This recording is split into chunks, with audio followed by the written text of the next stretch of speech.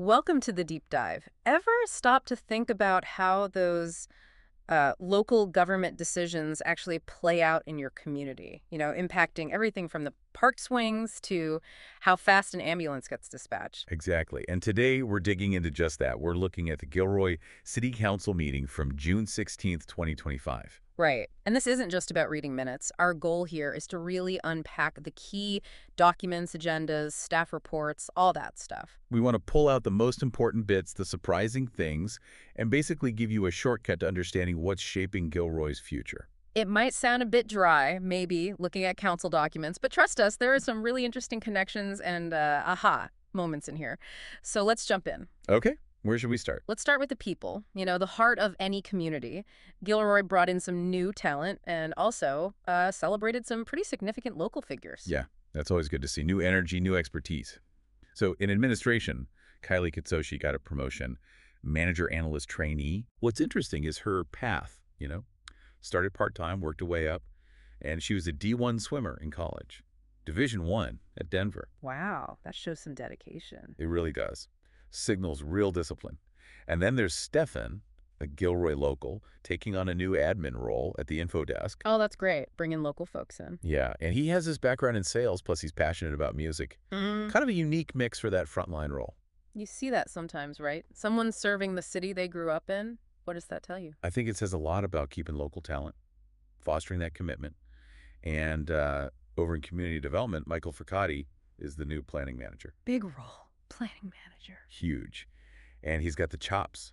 Over 20 years experience in Milpitas, Saratoga. Got his master's from San Jose State. Solid background. Definitely. Plus, his wife's been with Community Solutions for 20 years, so there are deep local ties there, too. Crucial for guiding Gilroy's growth. Absolutely. And public safety saw some new faces, too. Yep. Gilroy Fire welcomed Christopher Glum. He's an EMT medic, came over from Watsonville. Apparently he's a good cook, too, makes Italian food. Huh. Good to know. And the police department. 3 new staff members there. Matt Latshaw, he's a Navy vet, transferred from Watsonville PD. Then there's Madison Rules, Gilroy native, UCLA psych degree, now a dispatcher. Her dad was in law enforcement, too.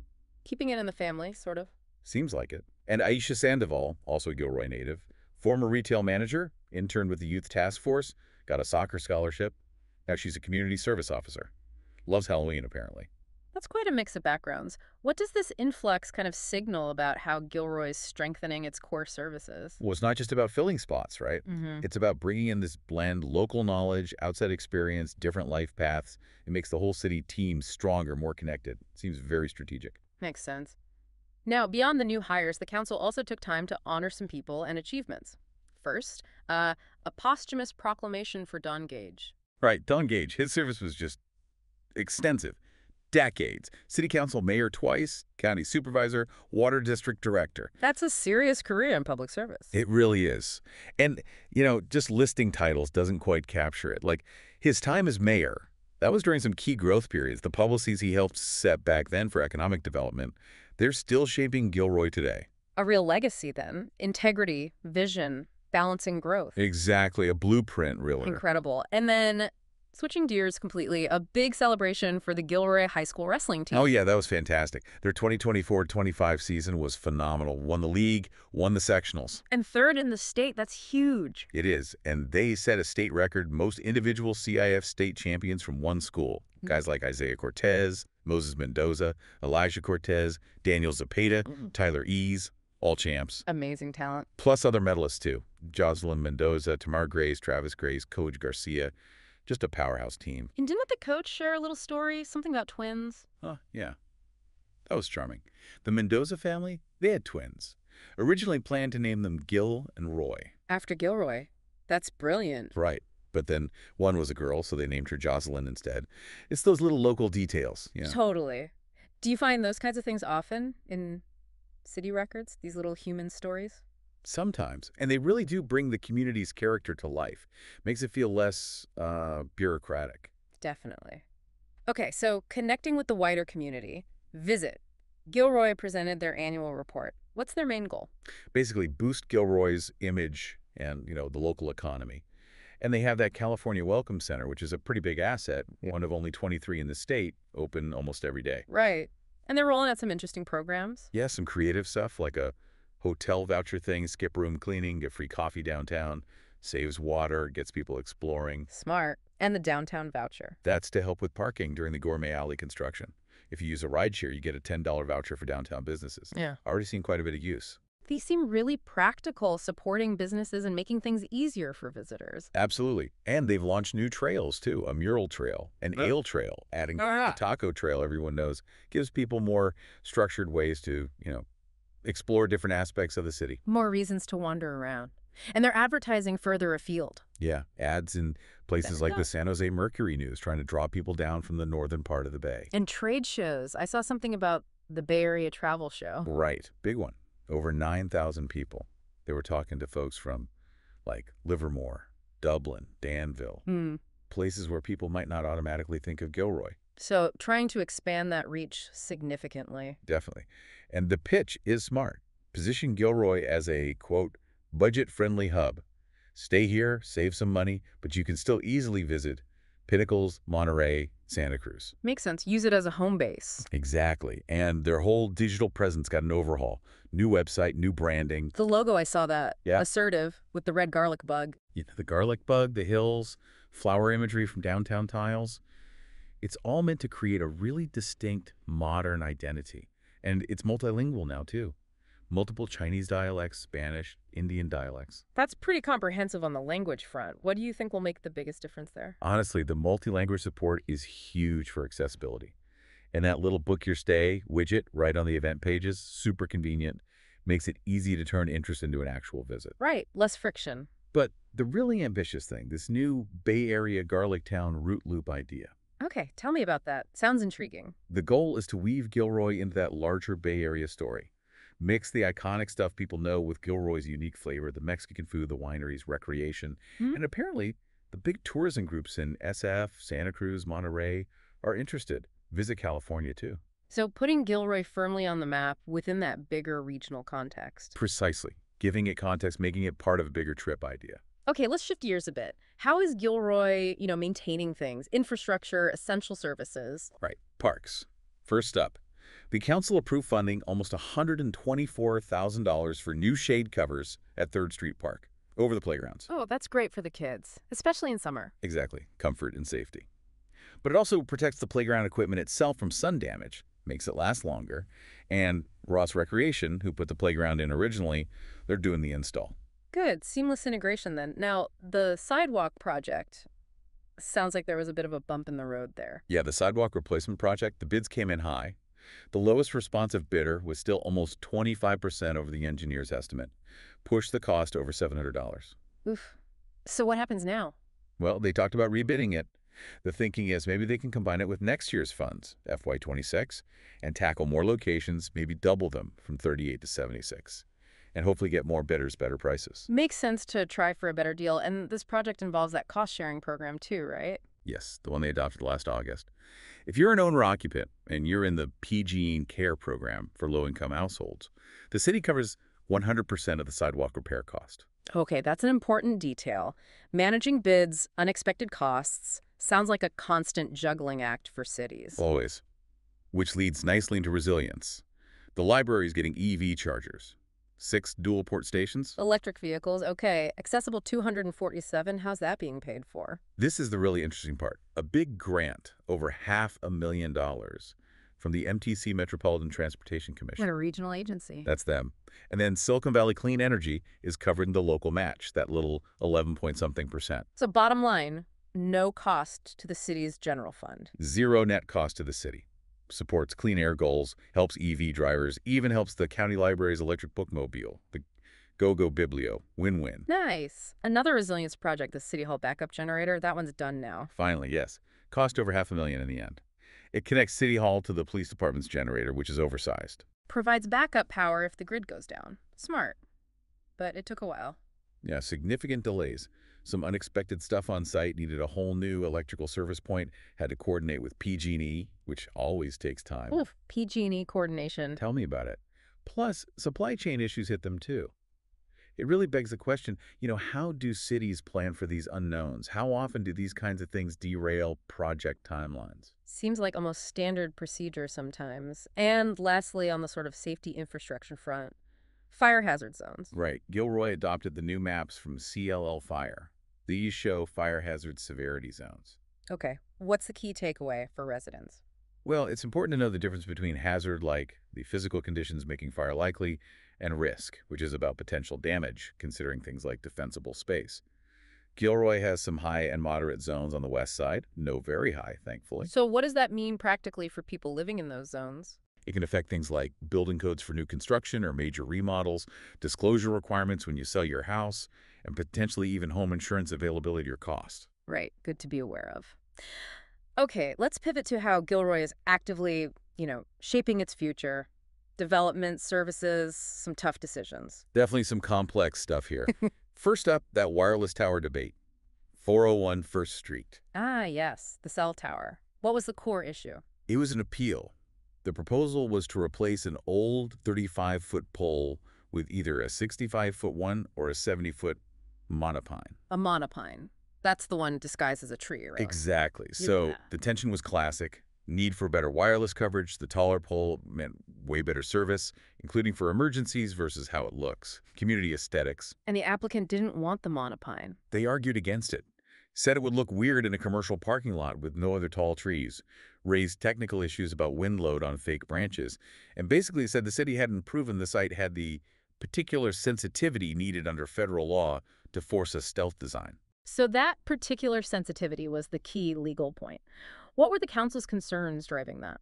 They talk about how close it was to houses, a historic cemetery, a school, concerns about how it would look, the visual intrusion, and some mentioned perceived health risks, though federal law really ties cities' hands on that if RF emissions meet standards. Tricky balancing act. Federal law versus local concerns. Very tricky. It highlights that constant push-pull.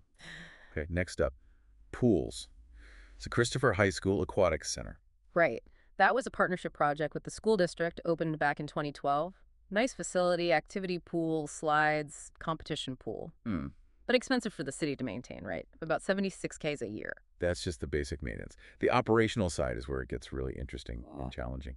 The center consistently loses money. Why is that? Is it just not popular? Oh, no, it's popular. The big issue is staffing costs. They're driven way up by Kalasha safety rules, specifically this 1020 protection standard. 120. What's that?